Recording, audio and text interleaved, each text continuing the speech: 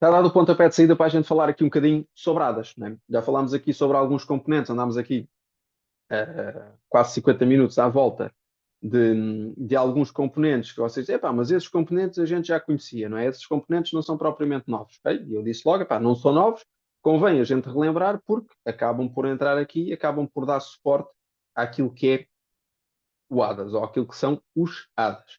E o que são os ADAS porquê? Porque ADAS significa Advanced Driver Assistance Systems, ou seja, sistemas avançados de ajuda à condução. Sistemas. O que significa que o ADAS não é um sistema. Aquilo que o ADAS é, ou aquilo que nós chamamos o ADAS, é um conjunto de sistemas mais avançados ou não tão avançados que permitem, epá, como o próprio nome diz, ajudar à condução. Perdão, e eu digo mais avançados ou menos avançados, isto até parece um contrassenso, não é? ADAS é avançados. Epá, ajuda ao estacionamento é uma ajuda à condução. Ok? Porquê avançado? Epá, porque podemos dizer que os primórdios da ajuda ao estacionamento eram os sensores de ultrassons, não é? Agora já temos as câmaras e as surround views a 360 graus. Podemos considerar que o surround view, que é no fundo uma ajuda ao estacionamento, acaba por ser um sistema avançado de ajuda à condução. Mas existem mais. Ou seja, quando a gente, epá, calibrar o ADAS, a gente não calibra ADAS coisa em cima nenhuma, tá? A gente ou calibra câmaras ou calibra radares, ponto. Okay? Nunca vi calibrar um ADAS porque o ADAS nem sequer existe. Okay? ADAS é um conjunto de sistemas. Okay? E é um conjunto de sistemas que, através de hardware, e aqui, se estivermos a levar àqueles que são os mais recentes, mais evoluídos, hardware de última geração, epá, aí tem funcionalidades que permitem, inclusive, a condução autónoma. Tá? Notem que quando se fala aqui, e fala-se hoje muito na história da condução autónoma, o carro pode ou não pode conduzir sozinho e tudo mais, há muitos carros, e a malta tem sempre a referência, e o Tesla conduz sozinho. Né? Posso-vos dizer que grande parte dos carros de hoje em dia que utilizam ADAS, epá, e agora vamos falar aqui ADAS, ADAS a sério, né? ADAS mais avançado, se podemos chamá-lo assim, qualquer um desses carros pode conduzir sozinho. Não conduz por uma questão de legislação, até porque isso é quase como o quadro aqui atrás de mim, é um cinzento aí, é um cinzento na lei. Agora, o hardware está lá para o carro conseguir fazer condução autónoma. Tá? A malta diz, "Pá, mas só os Teslas, ou mais um ou outro, é que conseguem fazer condução autónoma. Não conseguem, malta. Condução autónoma consegue-se de uma forma simples, que é o carro tem capacidade para acelerar e travar sozinho, tem ou não tem? Ok? Fácil de eu perceber. O carro tem um acelerador eletrónico, seja ele elétrico ou não, tem um acelerador eletrónico que permite acelerar sozinho. O carro tem um ESP, permite travar sozinho. Logo aí consegue acelerar e consegue parar sozinho. O carro consegue virar sozinho, consegue desde o momento em que tenha uma caixa de direção assistida elétrica, seja programada para tal, o carro consegue virar sozinho. É óbvio que depois tem que ter uma série de sistemas à volta que permitam que isso aconteça e que isso aconteça com segurança. Okay? Agora, isto tudo para dizer o quê? O hardware está lá. Muitos deles não fazem condução autónoma por uma questão de legislação. Okay? Tá. Há marcas que estão ligam um bocadinho menos a isso, há marcas que ligam um bocadinho mais, mas no fundo acaba por ser um bocadinho dessa forma. Então bora lá aqui ao ADAS. ADAS funcionam com base em hardware. Qual hardware? Aquele que a gente já falou no início da aula, né? Desde o sensor de rotação de roda, desde o sensor giroscópio, desde o sensor de ângulo volante, os mais básicos, digamos assim, no fundo, era aquilo que a gente tinha pelo básico do funcionamento de controle dinâmico de estabilidade, mas incorporam novos sistemas, e aí sim muito mais avançados, que permitem fazer funções como manutenção de faixa de rodagem, condução autónoma, reconhecimento dos sinais de trânsito e tudo mais. E como é que fazem isso? Fazem isso por hardware, como, por exemplo, câmaras multifuncionais de alta resolução. O que é que são isto, câmaras multifuncionais de alta resolução?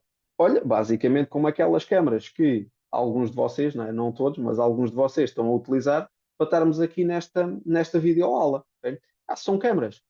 Mas os automóveis utilizam câmaras de alta resolução. Pois utilizam. Okay? Utilizam câmaras de alta resolução para depois consigam perceber se quem me aparece à frente é um peão, um motociclista ou um carro. Okay? Que conseguem diferenciar isso. E já vamos tocar um bocadinho nesse aspecto e vou levando uma vez mais para a questão depois da questão de calibração. Temos câmaras, por exemplo, como as câmaras Surround View, as 360, e malta, câmaras 360 não é um drone em cima do carro que está a filmar o carro a ser estacionado. Okay? Câmaras 360 não é nada mais, nada menos, já aparece aí à frente, do que normalmente um conjunto de 4 câmaras no carro. Uma à frente, uma atrás e uma em cada espelho retrovisor. E que depois, por software, e depois aqui é software a trabalhar, por software consegue coordenar ou juntar, se quiserem, as imagens das 4 câmaras e virtualizar aquilo que é uma imagem 360 graus do carro. Okay? E se for para um utilizador comum, eu aceito o utilizador comum andar a matutar onde é que tem o drone em cima do carro para conseguir, né? Porque depois a imagem virtualiza aquilo que se quiser, inclusive é o tejadilho do carro e aparece o carro a estacionar no meio do nada. Okay? Isso não acontece. Aquilo que é virtualizado por uma questão de software. Porquê? Porque o carro tem uma câmara a ver à frente, tem uma câmara a ver atrás e tem uma câmara em cada espelho a ver de lado. Aí é isso, basicamente, que ele vai fazer. Se bem que já aparece aí um bocadinho mais para a frente. Depois, através de sensores de ultrassons, praticamente também não são aqui novos nestas andanças.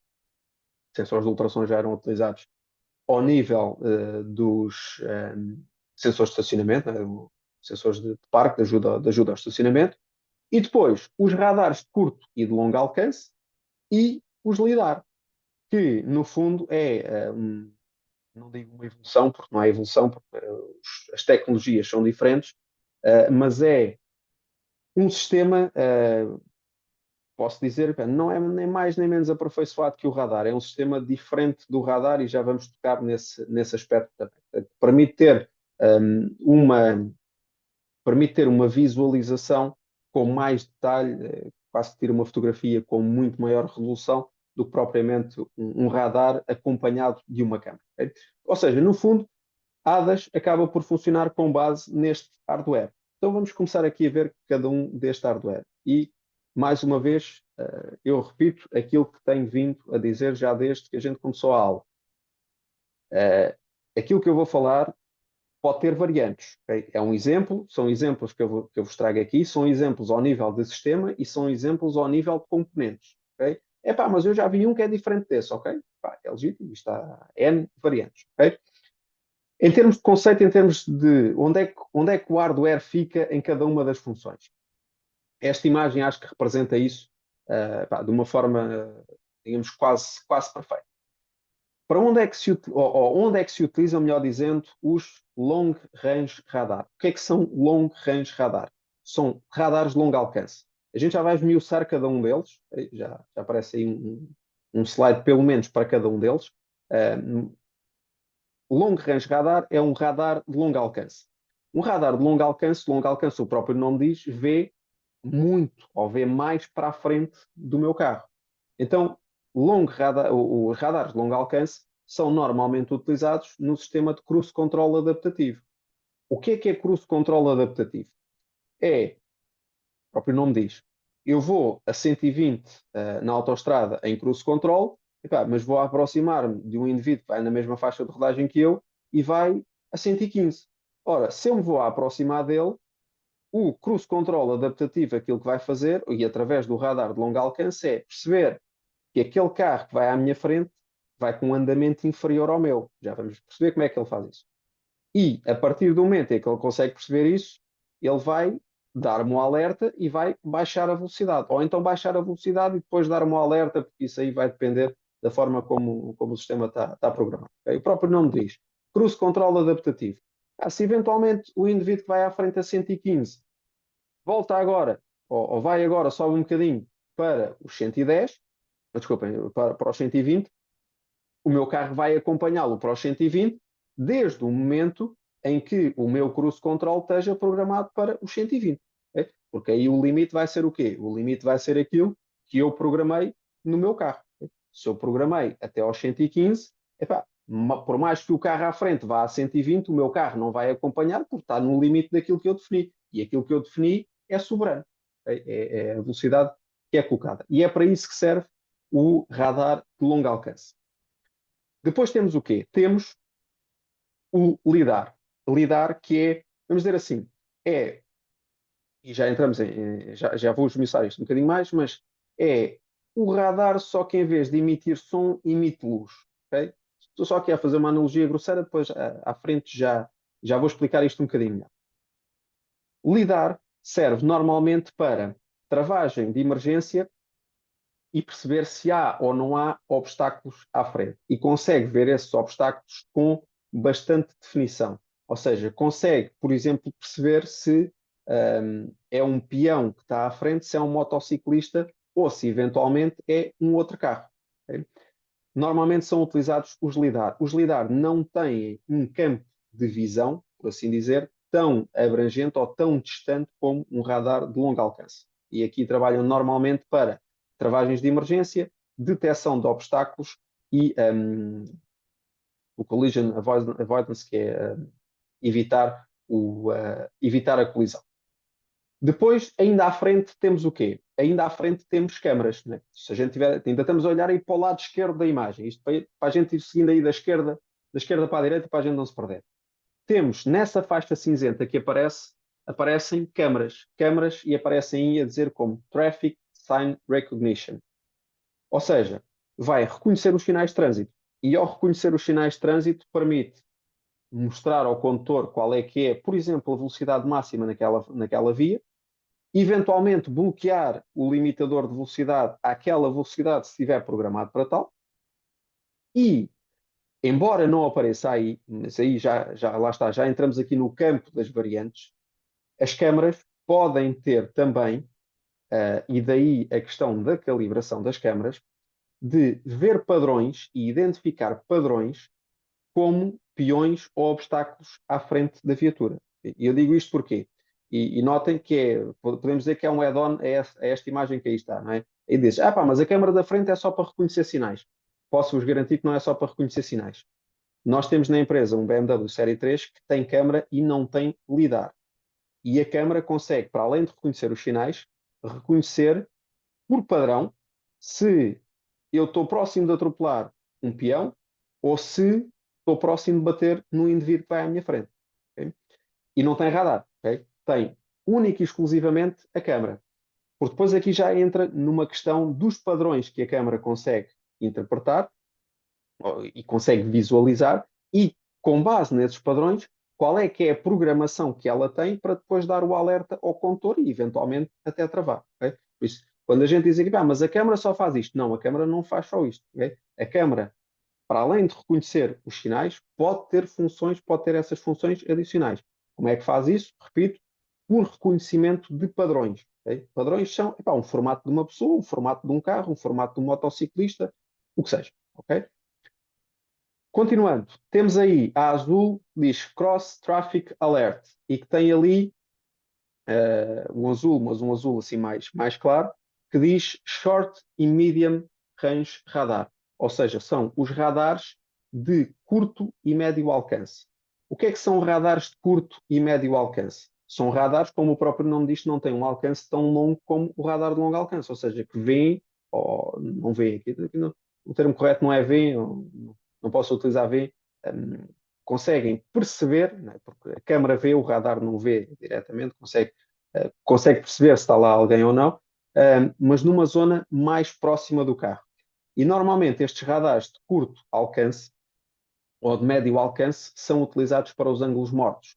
Os ângulos mortos, quer à frente, quer atrás. Por isso é que aparecem quer da parte dianteira do carro, quer da parte traseira do carro, aí como cross traffic alert, ou seja, epá, é naquelas faixas de rodagem que eu não tenho visibilidade e vão tendo à frente do carro. Epá, eu ainda não estou a ver, eu não estou a ver, mas o radar já conseguiu perceber que se aproxima alguém. O que significa que, no caso destes radares, existe um do lado esquerdo e um do lado direito para a frente, um do lado esquerdo e um do lado direito para trás. E, eventualmente, podem existir adicionais para aquilo que é chamado o blind spot. O blind spot é o ângulo morto. Epá, eu vou na autoestrada e vou ultrapassar alguém, mas estou ao meu lado esquerdo, ou está no meu ângulo morto do lado esquerdo, eu não vejo o carro, mas esse radar pode já ter percebido que esse carro está lá e já me ter dado o alerta, normalmente através do pictograma no espelho retrovisor, ou também há carros que, que o mostram numa outra forma. Okay? Isto tudo para dizer o quê? Radares de médio e curto alcance podem ser utilizados, podem e são utilizados para os ângulos mortos. E aqui, quando a gente fala ângulos mortos, é ângulos mortos de toda a natureza. É da mesma forma, eu vou andar para trás, ainda não estou a ver. Se vem lá alguém, né, estou a sair aqui no parqueamento, epá, não sei se vem alguém na estrada ou não, eu não vejo, mas o radar já conseguiu perceber, o radar de curto alcance já percebeu, já conseguiu perceber que vinha lá alguém e deu-me o alerta. Entretanto, passámos aqui os amarelos, o Park Assist, e o Park Assist são os famosos sensores de ultrassons que a gente conhece nos para-choques dianteiros, nos para-choques traseiros. Aqui não há muito a referir, se bem que já aparecem mais para a frente, mas reparem, notem que eles continuam a aparecer cá, e depois aparecem também aí nessas zonas a cinzento, né? Eu passei logo da parte da frente para a parte de trás do carro, mas aparecem os surround views, ou seja, as câmaras dos espelhos retrovisores que permitem fazer a tal visão 360, e depois a câmara traseira. E de uma forma muito abrangente, podemos dizer que, se nós quisermos montar o hardware no carro para cada um dos sistemas ADAS, não é? E aqui temos alguns desses sistemas ADAS representados, podem estar com os nomes que a gente costuma chamar ou não, mas estão aqui esses sistemas ADAS representados. Aqui está o hardware que é utilizado para cada um desses sistemas. Okay? Radares de longo alcance, cruise control adaptativo, radares de curto e médio alcance, ângulos mortos, sobretudo, câmaras. Câmaras é para ver para a frente, é para ver para trás, é para ajudar a estacionar, e depois os lidares que permitem, ou que podem, à semelhança das câmaras também, conseguir identificar padrões de obstáculos na faixa de pedais.